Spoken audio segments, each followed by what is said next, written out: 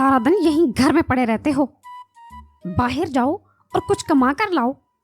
बबलू को देखो, सारा सारा दिन काम करता है और बबली को बहुत अच्छे अच्छे गिफ्ट्स भी ला कर देता है। और एक तुम हो कि हिल के राजी नहीं हो। क्या नीलो, तुम हमेशा मेरे ही पीछे पड़ी रहती हो। वो समय भूल गई हो जब इतना काम किया करता था मैं। अब थोड़ा सुकून लेने दो मुझे और जाके काम करो तुम। सुकून करते रहोगे तो हम खाएंगे कहाँ से?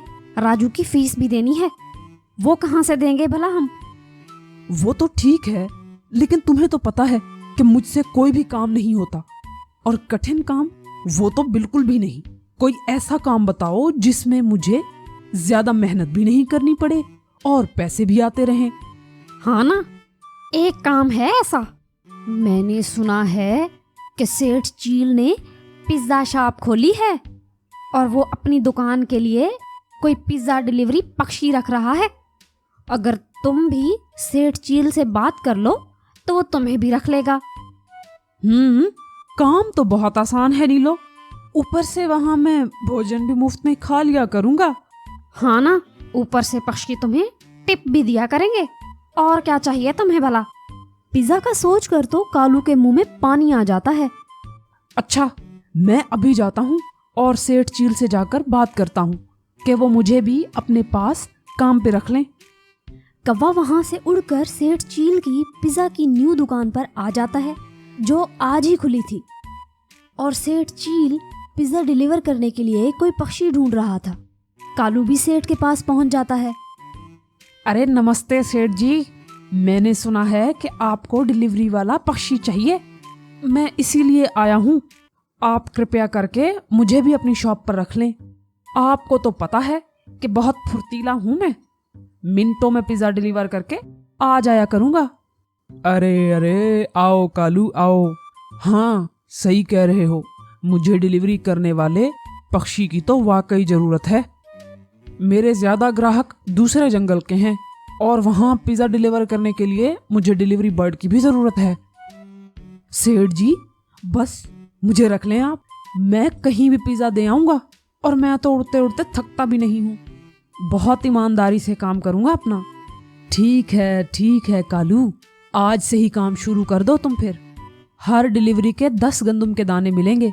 जितने ज्यादा ऑर्डर उतने ज्यादा दाने। लेकिन याद रखना, कोई चालाकी ना करना, वरना उसी दिन काम से निकाल दूंगा।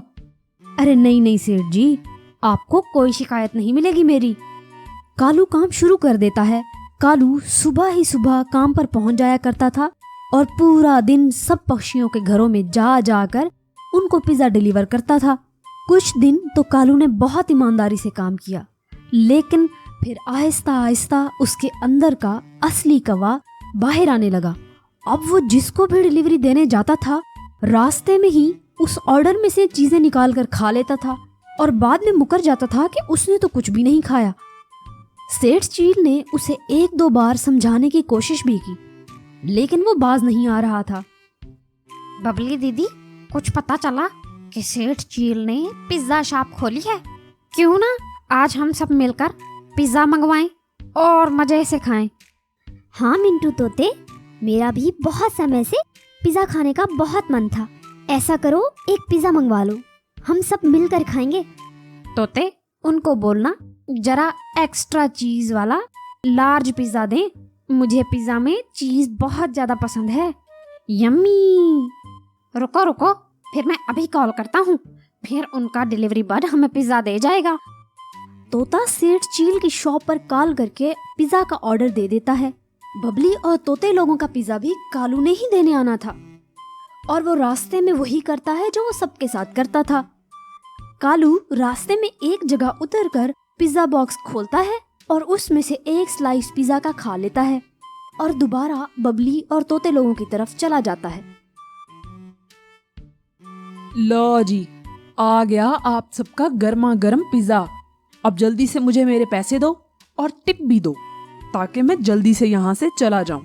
मुझे और जगह पर भी पिज्जा डिलीवर करने जाना है। रुक जाओ कालू, भला इतनी भी क्या जल्दी है? हमें पिज्जा को देख तो लेने दो। हमने एक्स्ट्रा लार्ज मंगवाया था विद एक्स्ट्रा चीज। वो जैसे ही पिज्जा बॉक्स खोलते हैं तो देखते हैं कि उसमें से एक पिज्जा का स्लाइस तो गायब था। ये क्या कालू, इसका एक स्लाइस तो है ही नहीं। ये जरूर तुमने खाया होगा, मुझे पक्का विश्वास है। तुम ही ऐसी हरकतें करते हो। देखे ना बबली दीदी। नहीं जी नहीं, मैंने तो नहीं खाया। मैं तो सीधा यहीं से लेकर आया हूँ। मैं तो कहीं रास्ते में रुका भी नहीं हूँ। मुझ पर इल्जाम मत लगाओ और पैसे निकालो मेरे। लेकिन कालू भाई, और किसने खाया होगा फिर हमारा पिज्जा? आपने वहां से देखकर लाना था ना। देखो बबली, मुझे ज्यादा बातें मत सुनाओ। मुझे मेरे पैसे दो, क्योंकि टिप देने वाली तो तुम लोगों की शक्लें ही नहीं है। मुझे बस पैसे दो पिज्जा के। मैंने और भी जगह जाना है पिज्जा डिलीवर करने के लिए। तुम सबकी फजूल बातें सुनने का समय नहीं है मेरे पास। हम सेठ चील को तुम्हारी शिकायत लगाएंगे, देखना तुम, फिर पता चलेगा तुम्हें। एक तो तुम मुझे जहर लगते हो मोटे कबूतर, और तुमने जिसको भी शिकायत लगानी है ना, जाओ लगाओ। मैं नहीं डरता किसी से। बबली कालू को पिज्जा के पैसे दे देती है और वो वहां से चला जाता है। अब तो कालू ने ये आदत ही बना ली थी। वो हर ऑर्डर में से कुछ न कुछ निकाल कर खा लेता था और फिर मानता भी नहीं था। अब तो सारे ही पक्षी उससे बहुत तंग थे। सेठ चील भी कालू को जॉब से निकालने का सोच रहा था। और फिर एक दिन चीलों ने जंगल में एक बहुत बड़ी पार्टी रखी, जिसमें काफी ज्यादा चीलें आई हुई थीं। चीलों ने मिलकर सेठ चील से बहुत सारे पिज्जा के ऑर्डर किए थे। इतने ज्यादा पिज्जा लेकर भी कालू नहीं जाना था। वो बहुत ज्यादा खुश था क्योंकि वो जानता था कि अब वो ज्यादा भोजन चोरी कर सकेगा। कालू सारे पिज्जा लेकर चीलों की तरफ चला जाता है और एक वीरान जगह देखकर वहीं रुक जाता है। अरे, ये तो इतने ज्यादा पिज्जा हैं। मैं अगर सब में से भी थोड़ा थोड़ा खाऊं तो किसी को पता भी नहीं चलेगा। अरे, आज तो पार्टी हो गई है मेरी। कालू फिर सारे बॉक्सेस खोल खोल कर उनमें से एक एक पिज्जा के स्लाइस खा लेता है और फिर सबको दोबारा से वैसा ही पैक कर देता है जैसे वो पहले थी। चील भाई, ये लें आपका पिज्जा, और मुझे सारे पिज्जों के पैसे दे दें। फिर मैंने वापस भी जाना है। एक तो आप लोगों का घर भी इतना दूर है, इसीलिए मुझे थोड़ी टिप भी दे दें। बहुत मुश्किलों से आया हूँ यहाँ तक। हाँ हाँ, पैसे भी दे देते हैं और टिप भी। पहले पिज्जा तो देख लेने दो। कालू ने जब ये सुना तो उसका डर के मारे बहुत बुरा हाल हो गया, क्योंकि वो बाकी पक्षियों को तो डरा धमका कर चुप करवा दिया करता था, लेकिन ये तो चीलें थीं। आप बाद में चेक कर लेना चील जी, मुझे थोड़ा जल्दी जाना है। वो ना और भी ऑर्डर देने हैं ना मुझे। लेकिन तब तक चील बॉक्स खोलकर देख लेती है। वहाँ सारे पिज्जा में से एक एक स्लाइस गायब था। इसलिए बार बार कह रहे थे कि तुम्हें जल्दी वापस जाना है, तो ये जरूर तुमने ही खाए होंगे। नहीं तो मुझे वहां से ऐसे ही मिले थे चील जी। और भला मैं क्यों खाऊंगा पिज्जा आपका? मुझे सब पता है तेरा। अब ये पिज्जा तो तेरी हड्डियों में से निकलेगा। रुक जा, अभी बताता हूँ तुझे। सारी चीलें मिलकर कालू की काफी धुलाई करती हैं। कालू बड़ी मुश्किल से जान बचाकर वहां से भागकर बबली लोगों के पास पहुंच जाता है। अरे बचा लो चिड़िया दीदी, वो जालिम चीलें तो मार ही डालेंगी मुझे। वो तो पीछे ही पड़ गई हैं मुझ गरीब के। अरे पर हुआ क्या है कालू? आखिर किसने मारा है तुम्हें और क्यों मार रहे हैं तुम्हें? कालू सबको पूरी बात बता देता है और सब हंसने लग जाते हैं, क्योंकि कालू ने उन्हें भी तो धोखा दिया था। और यूं कालू को उसके गलत काम की सजा मिल जाती है। हमें इस स्टोरी से सीख मिलती है कि हमें कभी भी कोई काम गलत नहीं करना चाहिए, और जो भी काम दिया जाए उसको ईमानदारी से करना चाहिए, वरना उसका नुकसान बहुत ज्यादा हो सकता है। बबली और बबलू का एक ही बच्चा था, उसका नाम चीटू था। वो दोनों उससे बहुत ज्यादा प्यार करते थे। बबलू तो चीटू की हर बात मानता था। इसी लाड प्यार ने चीटू को बहुत ज्यादा बदतमीज और शरारती बना दिया था। आपके प्यार ने इसे बहुत ज्यादा बिगाड़ दिया है। ये तो अब मेरी बात भी नहीं मानता। आप इसे खुद ही समझाएं, ये ना हो कि बड़ा होके ज्यादा बदतमीज बन जाए ये। मम्मा, क्या किया है मैंने अब भला? अरे बबली, ये कोई बात है भला? बच्चा है अभी, बड़ा होकर खुद ही ठीक हो जाएगा। हम भी तो शरारती थे ना बचपन में, ये भी समझ जाएगा। और बबलू की इसी ढील की वजह से वो बहुत ही ज्यादा बिगड़ता जा रहा था। अब तो उसने बहुत ज्यादा झूठ बोलना शुरू कर दिया था। वो बहुत ज्यादा झूठ बोलता था, जिसके कारण उसको कोई भी पक्षी पसंद नहीं करता था। आज तो मेरा मन कर रहा है किसी पक्षी को आपस में लड़ाई करवा दूं। इतने दिन हो गए हैं, कोई लड़ाई ही नहीं हुई है जंगल में। ये काम अब मैं करूंगा। ऐसा करता हूँ कि कालू और कबूतर की आपस में लड़ाई करवा देता हूँ, फिर वो बैठ कर लड़ेंगे और मैं इनकी लड़ाई एंजॉय करूंगा। चीटू वहां से सीधा कबूतर के घोंसले में जाता है, जहां कबूतर का भोजन पड़ा था, लेकिन वो खुद वहां पर मौजूद नहीं था। चीटू वो भोजन खा लेता है। अब मैं कबूतर अंकल को जाकर बोलूंगा कि उनका भोजन मेरे सामने कालू अंकल ने खाया था, तो वो दोनों फिर बहुत ज्यादा लड़ेंगे। वो कबूतर को ढूंढने के लिए निकल जाता है, लेकिन उसे ये सब करते हुए वहां एक डंकी ने भी देख लिया था, जो कि चीटू की सारी बुरी आदतों से अच्छी तरह वाकिफ था। चीटू उड़ते उड़ते कबूतर के पास पहुंच जाता है ताकि उसको झूठ बोल सके। कबूतर अंकल, आप यहाँ बैठे हैं और वहाँ कालू अंकल आपका सारा भोजन खा गए हैं। आप जल्दी जाएं, मैंने उन्हें खुद देखा है आपका खाना खाते हुए। उस काले कौवे की हिम्मत कैसे हुई? मैं अभी जाकर उसकी धुलाई करता हूँ। चीटू बेटा, आपका बहुत बहुत धन्यवाद मुझे बताने के लिए। कबूतर गुस्से में वहां से कालू की तरफ चला जाता है। अब मजा आएगा। अब कालू और कबूतर अंकल बहुत लड़ेंगे। अच्छा है ना, मैं बहुत बोर हो रहा था, अब मजा आएगा। कबूतर गुस्से में भरा हुआ वहां से कालू के पास जाता है, जो कि एक पेड़ पर बैठा था। ओए कालू, तेरी जुर्रत कैसे हुई? मेरे मकई के दाने तूने खाए हैं? मैंने वो इतनी मुश्किल से ढूंढे थे और तुमने वो सारे खा लिए हैं। अब तुम्हें नहीं छोड़ूंगा मैं। अरे अरे, क्या बावड़ा हो गया है मोटे कबूतर? चोरी जरूर करता हूँ, लेकिन इस बार मैंने तेरा भोजन नहीं चोरी किया। मैं चोर जरूर हूँ, लेकिन झूठा नहीं हूँ। वैसे भी मैं अपने दोस्तों का भोजन चोरी नहीं करता। अरे बस बस, झूठ मत बोलो। मैं अभी निकालता हूँ तुमसे सारा अपना भोजन। रुको जरा तुम। अभी कालू और कबूतर लड़ने ही वाले थे कि वहां डंकी भी आ जाता है। अरे अरे, मत लड़ो आपस में, मत लड़ो। कबूतर, तुम्हारा भोजन कालू ने नहीं चुराया, बल्कि चीटू ने खाया है। वो तुम दोनों को झूठ बोलकर लड़वाना चाहता था। अरे मैंने तो खुद देखा है उसे ये सब करते हुए और तुम्हारा भोजन खाते हुए। वो तुम दोनों को बस लड़वाना चाहता है। उस चीटू की इतनी हिम्मत कि अब वो इतना झूठ बोलेगा। कालू भाई, मुझे माफ करना, मैं बस उस झूठे चीटू की बातों में आ गया था। कृपया करके मुझे माफ कर दें। कोई बात नहीं मोटे कबूतर भाई, हम अभी जाएंगे बबली दीदी के पास। उसे बताते हैं कि वो अपने चीटू को समझाए। ऐसा ना हो कि कल को चीटू कहीं ज्यादा ही बिगड़ जाए, कहीं बड़ा नुकसान न करवा दे हमारा। वहां से कालू और कबूतर बबली की तरफ चले जाते हैं। अरे बबली दीदी, आप कुछ समझा लें अपने बेटे को कि अब वो बहुत ज्यादा झूठ बोलने लग गया है। आज आपको पता है कि उसने क्या किया है हमारे साथ। अरे कबूतर भाई, हुआ क्या है? मुझे भी तो बताए ना। इतने गुस्से में क्यों हैं आप आखिर? मुझे बताएं, मैं अभी सीधा करती हूँ उसे।